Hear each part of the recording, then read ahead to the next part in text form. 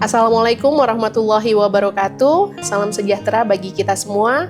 Perkenalkan, nama saya Diah Asri Gita Pratiwi, MKSOS. Saya adalah dosen Prodi Pekerjaan Sosial Program Sarjana Terapan Politeknik Kesejahteraan Sosial Bandung. Pada kesempatan kali ini, saya akan membuat video pembelajaran untuk unjuk kerja Tridharma Perguruan Tinggi atau PDD UKT PT pada aspek pengajaran untuk keperluan sertifikasi dosen tahun 2026. Video yang akan saya tampilkan adalah video pembelajaran pada mata kuliah Praktik Pekerjaan Sosial pada Kemiskinan. Mata kuliah ini adalah mata kuliah wajib dengan 3 SKS bagi mahasiswa di semester 6 Prodi Pekerjaan Sosial Program Sarjana Terapan.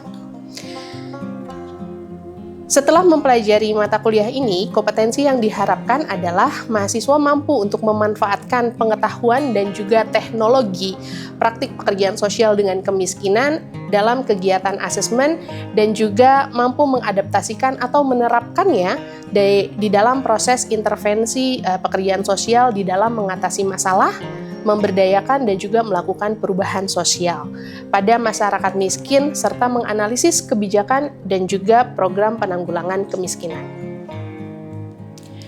Adapun mata kuliah ini akan membahas beberapa materi. Yang pertama adalah mahasiswa diajak untuk memahami latar belakang perkembangan praktik pekerjaan sosial dengan kemiskinan pada umumnya dan juga khususnya di Indonesia, serta teknologi dan juga konsep kemiskinan dari perspektif pekerjaan sosial yang meliputi definisi dan indikator kemiskinan baik pada aras makro ataupun mikro, dimensi dan juga penyebab kemiskinan, serta teori-teori kemiskinan dan perbandingan kemiskinan dengan negara-negara berkembang lainnya. Yang kedua, mahasiswa diarahkan untuk memahami teknologi dan juga praktik pekerjaan sosial dengan kemiskinan yang meliputi pekerjaan sosial dengan kemiskinan, yaitu praktik dan etik di era globalisasi, kemudian pekerjaan sosial dan kemiskinan, ada juga SDGs dan penanggulangan kemiskinan, aset komunitas dan penanggulangan kemiskinan, serta kemitraan dan penanggulangan kemiskinan.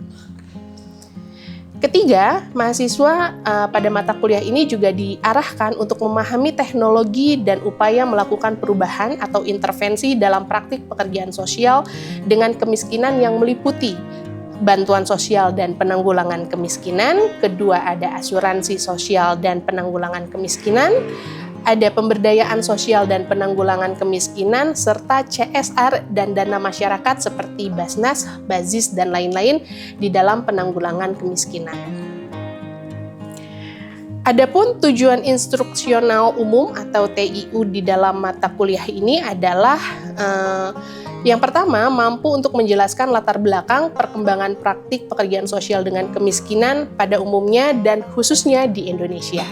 Yang kedua, mampu untuk menjelaskan dan menerapkan teknologi yang berhubungan dengan konsep kemiskinan dan juga perspektif pekerjaan sosial, yang meliputi seperti definisi dan indikator kemiskinan baik di makro ataupun mikro, dimensi dan penyebab kemiskinan, teori-teori kemiskinan dan juga perbandingan kemiskinan di negara berkembang.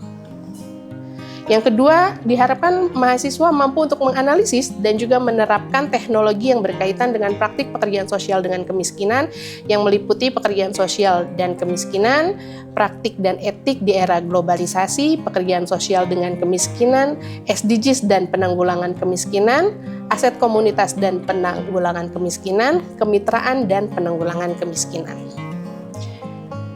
Mahasiswa juga diharapkan untuk mampu mengevaluasi teknologi yang berhubungan dengan upaya untuk melakukan perubahan atau intervensi di dalam praktik pekerjaan sosial dengan kemiskinan yang meliputi bantuan sosial dan penanggulangan kemiskinan, asuransi dan penanggulangan kemiskinan, pemberdayaan sosial dan penanggulangan kemiskinan, serta praktik CSR dan dana masyarakat di dalam penanggulangan kemiskinan.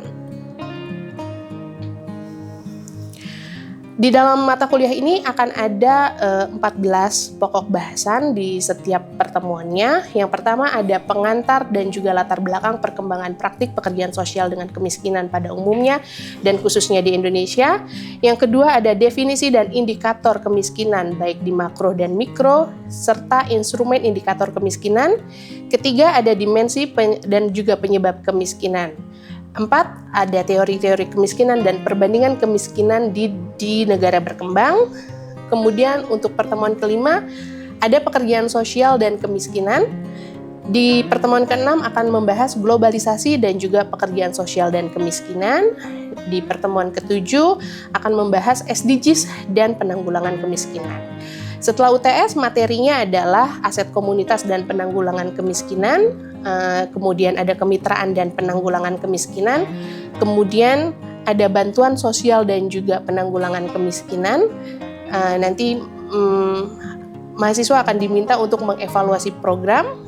Di pertemuan ke-12 juga ada asuransi sosial dan penanggulangan kemiskinan. Di pertemuan ke-13 ada pemberdayaan sosial dan penanggulangan kemiskinan, serta di pertemuan terakhir atau satu pertemuan sebelum UTS adalah penanggulangan kemiskinan dengan organisasi berbasis masyarakat. Baik, mungkin itu yang bisa saya sampaikan dan berikut adalah video pembelajarannya. Assalamualaikum warahmatullahi wabarakatuh. Waalaikumsalam warahmatullahi wabarakatuh. Selamat pagi teman-teman semua, gimana kabarnya hari ini? Baik, Bu. Oke, alhamdulillah kalau gitu ya. Ketemu lagi kita di mata kuliah pekerjaan sosial dengan kemiskinan dan hari ini merupakan pertemuan yang ke-15 ya. Jadi pertemuan terakhir sebelum teman-teman minggu depan melaksanakan ujian akhir semester. Oke, sudah siap untuk perkuliahan hari ini? Siap. Nah, jadi hari ini rencananya kita akan membahas tentang isu formulasi pengurangan kemiskinan bersama organisasi berbasis masyarakat. Ya, jadi pada pertemuan hari ini kita tidak akan hanya sekedar membahas atau membacakan teori dan juga menghafal pasal-pasal regulasi, tapi saya ingin mengajak teman-teman semua untuk melihat realita real di lapangan itu seperti apa. Ya, jadi coba teman-teman bayangkan atau mungkin sudah sering teman-teman temui ketika teman-teman terjun ke masyarakat secara langsung, ada begitu banyak program bantuan sosial, ya kan? Mungkin teman-teman sudah tahu, dananya nggak sedikit, dananya triliunan, ya. Tapi pertanyaannya, sempat nggak teman-teman berpikir atau memikirkan kenapa dengan dana yang besar, dana yang triliunan, tapi rasanya angka kemiskinan ini turunnya sangat lambat. Yes. Pernah terpikirkan seperti itu pasti ya. Nah, mungkin ini juga yang nanti akan menjadi pembahasan kita pada hari ini. Ada pertanyaan kritis buat kita semua ya. Menurut kalian kenapa program-program selama ini ya yang tujuannya untuk mengentaskan kemiskinan tersebut, tapi belum begitu terasa, atau jangan-jangan ya program-program tadi itu cuma sekedar bagi-bagi jatah supaya negara terlihat bekerja gitu ya. Nah, di pertemuan ini kita akan bedah nanti kasusnya secara langsung. Lanjut, menyambung tadi regulasi yang kita bahas, kita bedah secara spesifik apa sih posisi masyarakat miskin di mata hukum kita. Teman-teman bisa lihat di depan sini ya. Ada 2 kotak, di sebelah kiri dan di sebelah kanan. Di kolom sebelah kiri kita bisa melihat bahwa ada 9 hak fundamental ya. Di sini ada 9 poin yang dimana negara dan kita juga sebagai calon pekerja sosial, teman-teman sebagai calon pekerja sosial itu punya tanggung jawab untuk memastikan kebutuhan dasar para fakir miskin itu terpenuhi ya.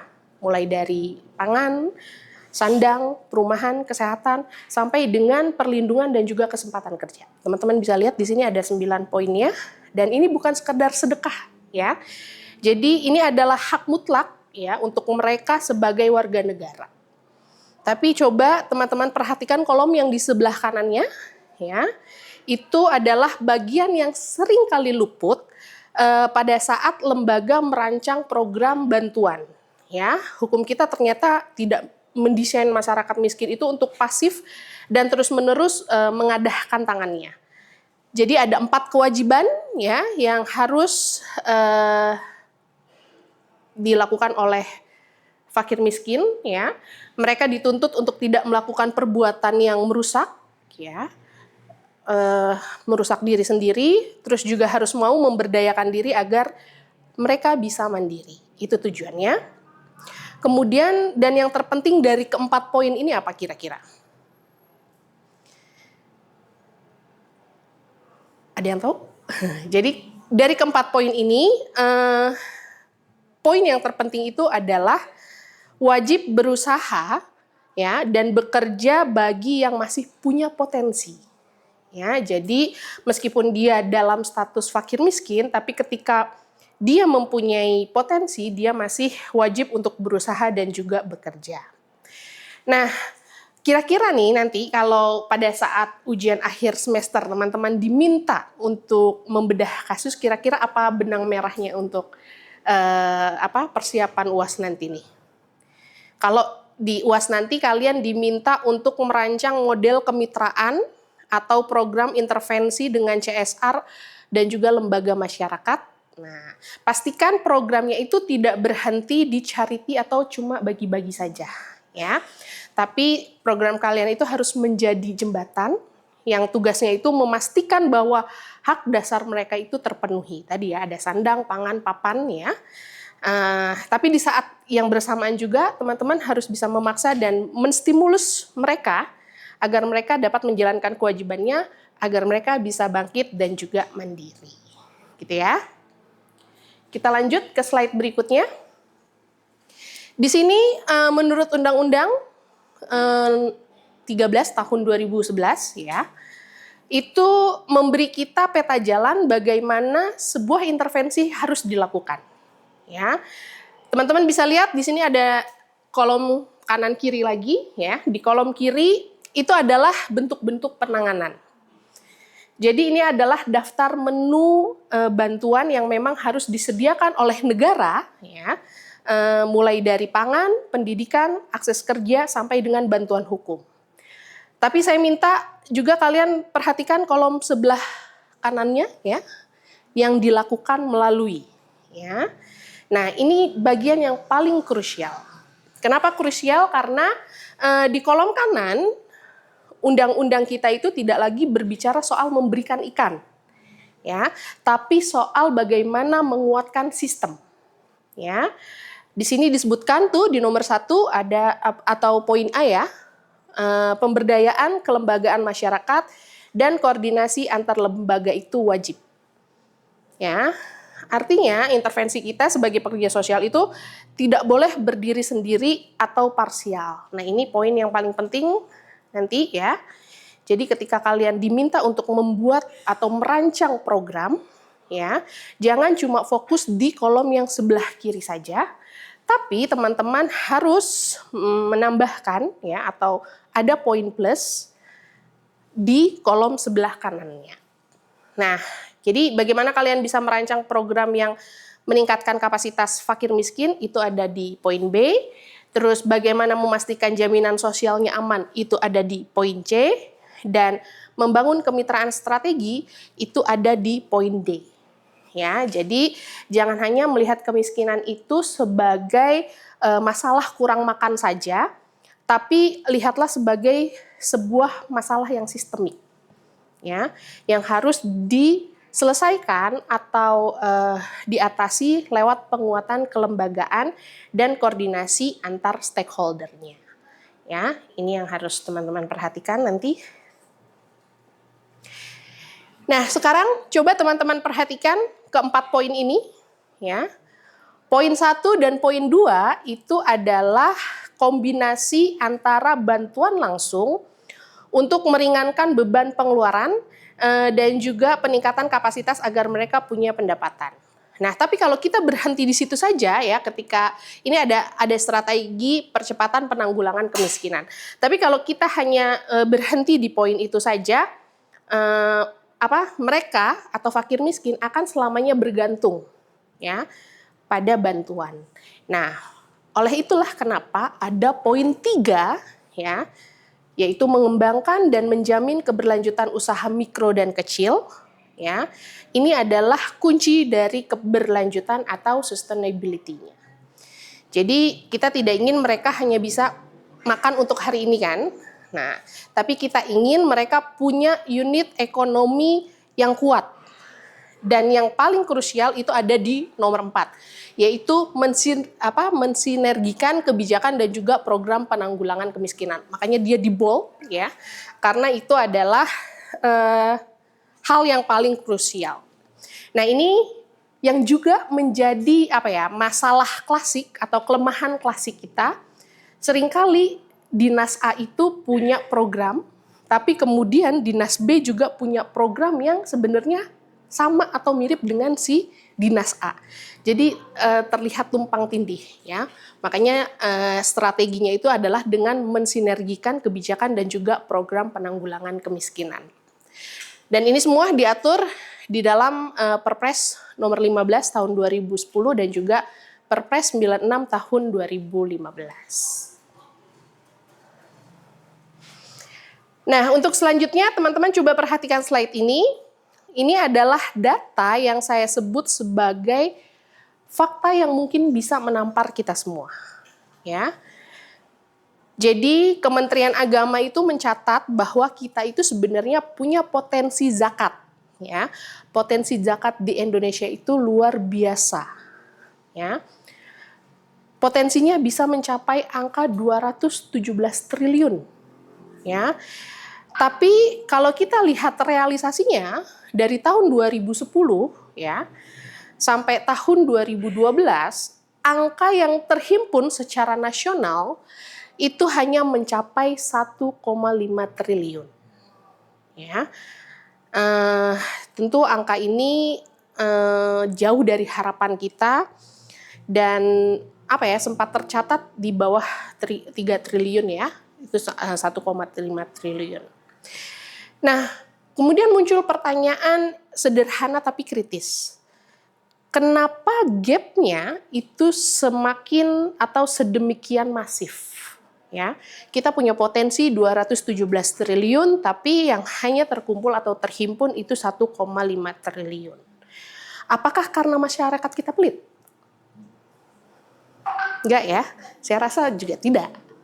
Ya, tapi mungkin karena lembaga-lembaga pengelola zakatnya ya, di kita tuh ada rumah zakat, Basnas, atau lembaga zakat lainnya itu belum mampu menjangkau kepercayaan masyarakat ya secara lebih luas ya. Itu kalau menurut saya. Atau mungkin karena distribusinya itu belum terlihat dampaknya secara nyata di akar rumput ya. Nah, ini adalah tantangan yang saya bilang cukup besar untuk kalian sebagai calon pekerja sosial ya. Potensi dana umat itu sebenarnya sangat besar, ya. Tapi kalau tidak dikelola dengan tata kelola yang profesional, terus juga tidak transparan, ya, dan punya program pemberdayaan yang nggak jelas, ya, ini hanya akan menjadi istilahnya tuh uang numpang lewat, gitu, ya. Jadi nggak menyentuh akar masalah kemiskinan itu sendiri, ya.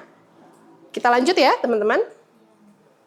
Nah ini sekarang kita bedah salah satu key player atau pemain inti ya di dalam penanggulangan kemiskinan kita.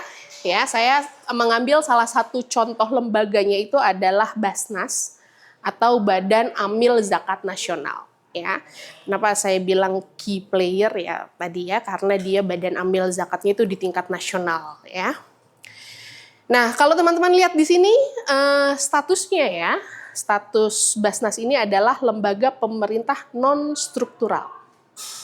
Ya, artinya mereka punya legitimasi yang kuat dari negara, tapi juga punya fleksibilitas di dalam bergerak untuk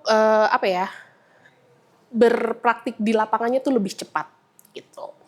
Ya, inilah mengapa kemudian Basnas menjadi koordinator utama di dalam pengelolaan zakat di Indonesia.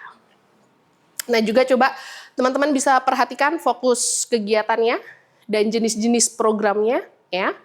Mereka tidak hanya membagi-bagikan uang, yang dimana uang itu sifatnya kan konsumtif ya.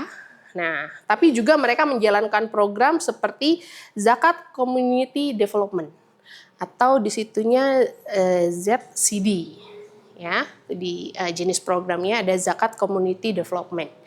Kemudian ada rumah sehat ya, hingga rumah cerdas anak bangsa. Nah, apa poin kritisnya di sini? Basnas itu berhasil untuk mempraktikkan apa yang kita bahas tadi, bahwa pendayagunaan itu harus tepat sasaran.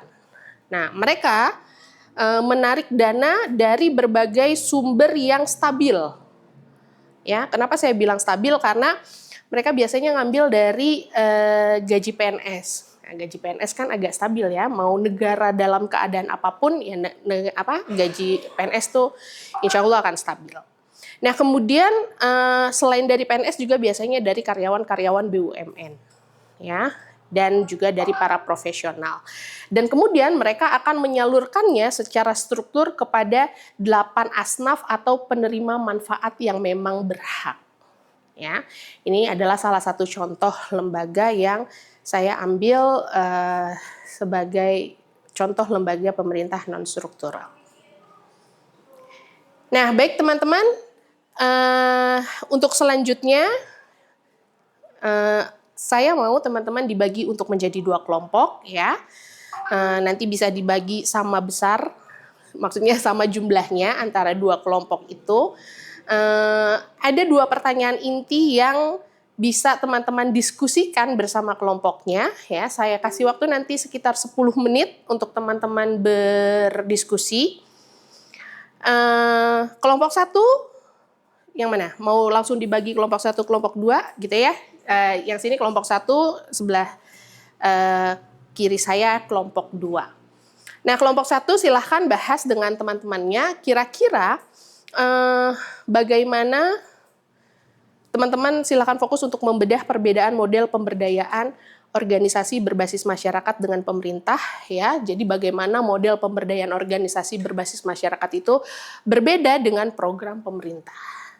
Dan untuk kelompok 2 nanti silahkan diskusikan sudahkah terjadi sinergi atau masih berjalan sendiri-sendiri atau istilahnya itu silo ya. Silakan teman-teman, saya beri waktu 10 menit untuk diskusi singkat. Setelah itu nanti teman-teman dari masing-masing kelompoknya bisa langsung presentasi secara singkat hasil diskusinya, gitu ya. Oke, kalau gitu saya kasih waktu 10 menit, silakan.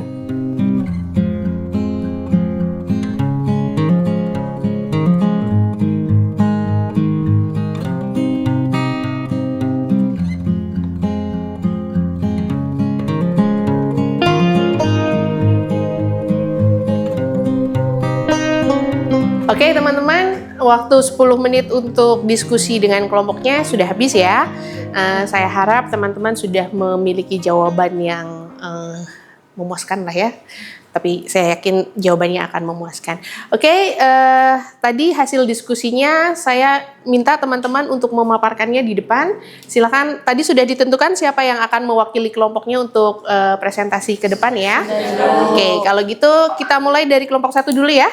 Baik, kalau gitu untuk kelompok 1 siapa? Isti. Oke, Isti. Silakan Isti maju ke depan untuk memaparkan hasilnya. Terima kasih Ibu untuk kesempatannya. Jadi teman-teman, kami sudah berdiskusi mengenai perbedaan dari organisasi berbasis masyarakat dengan bantuan yang diberikan oleh pemerintah. Yang pertama itu terkait paradigma operasionalnya. Jadi pemerintah masih terpacu dengan regulasi yang kaku dan struktural. Jadi karena itu pemberian bantuan kepada masyarakat itu masih bersifat massal dan general. dan namun tidak begitu adaptif terhadap kebutuhan keluarga yang unik. Lalu yang kedua, organisasi berbasis masyarakat ini, contohnya Basnas itu tentunya fleksibel terhadap kebutuhan dari setiap keluarga penerima manfaat. Lalu Basnas ini juga tidak hanya berfokus terhadap penyaluran bantuan, tetapi terhadap pendampingan personal seperti tadi ada program Zakat Community Development itu atau ZCD tadi ya teman-teman. Kan menggunakan pendekatan berbasis komunitas. Jadi programnya ini masuk ke dalam komunitas dan mereka dapat memetakan potensi-potensi lokal masyarakatnya, lalu melakukan intervensi yang lebih intensif tentunya. Lalu yang ketiga, ada perbedaan orientasi jangka panjangnya. Dari pemerintah sendiri itu sudah ditetapkan target awalnya seperti apa, dan target kuantitatif tahunan itu sudah dipatok dari awal. Kalau organisasi berbasis masyarakat ini mampu melakukan pendampingan jangka panjang karena membangun hubungan emosional dengan penerima manfaatnya, teman-teman. Gitu. Biasanya mengawali dengan mustahik dari yang tadinya menerima zakat menjadi pemberi zakat atau muzaki. Jadi singkatnya pemerintah itu berperan sebagai pelindung atau menjamin hak dasar atau pemenuhan standar minimal. Sementara organisasi berbasis masyarakat ini berperan sebagai akselerator atau mendorong kemandirian melalui pendampingan program. Namun kedua elemen ini masih belum beriringan secara optimal. Baik, begitu. Baik, poinnya. Terima kasih Isti. Kita kasih applause untuk kelompok 1. Terima kasih atas paparannya untuk kelompok 1 tadi yang diwakilkan oleh Isti ya. Saya setuju ya, analisis yang kalian lakukan juga tadi sudah cukup tajam ya, terutama di dalam menyoroti perbedaan antara program atau pendekatan struktural pemerintah dengan pendekatan community based dari organisasi berbasis masyarakat.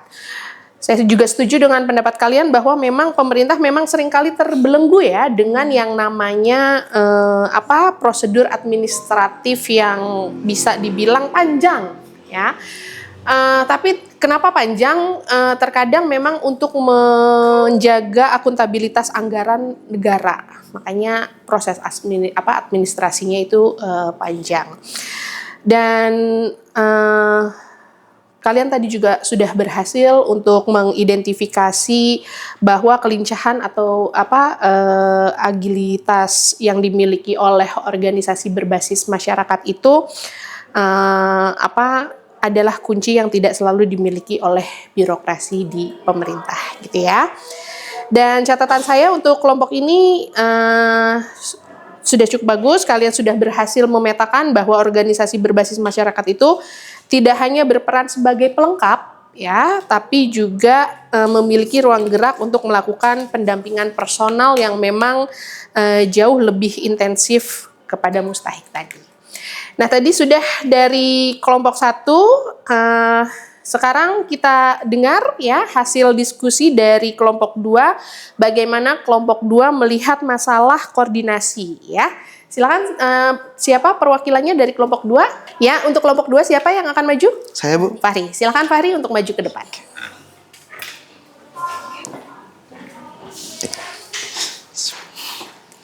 Bismillahirrahmanirrahim. Sebelumnya terima kasih kepada Ibu Gita dan teman-teman yang sudah memberikan kesempatan kepada saya untuk mempresentasikan hasil diskusi kelompok kami.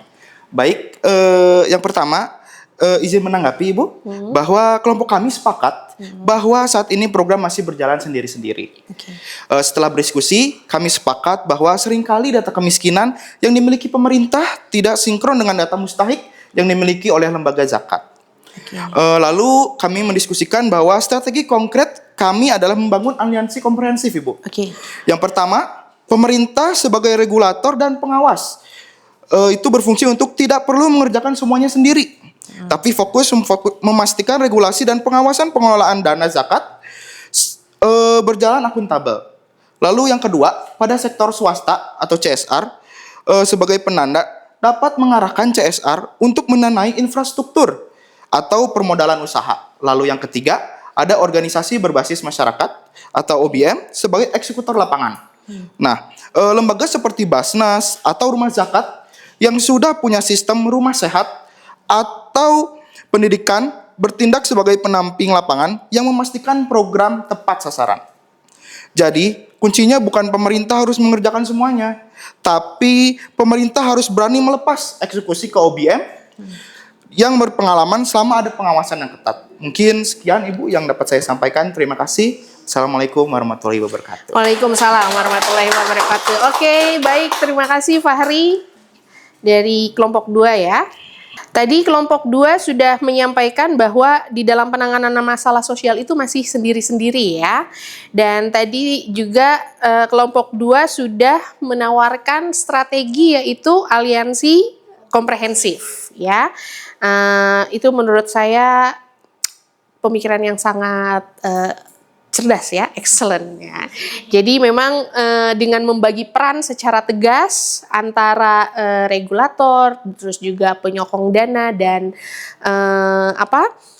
eksekutor lapangan itu memang kerangka kerja yang sangat profesional ya. Tadi kelompok 1 juga sudah saya berikan pendapatnya atau catatan, dan untuk kelompok 2 catatan dari saya juga kalian telah berhasil menunjukkan bahwa di dalam konteks pekerjaan sosial kita tidak hanya bisa bekerja sendiri ya. Keberhasilan seorang pekerja sosial itu tidak diukur dari seberapa banyak program yang ia lakukan sendiri, tapi dari seberapa efektif ia mampu merangkul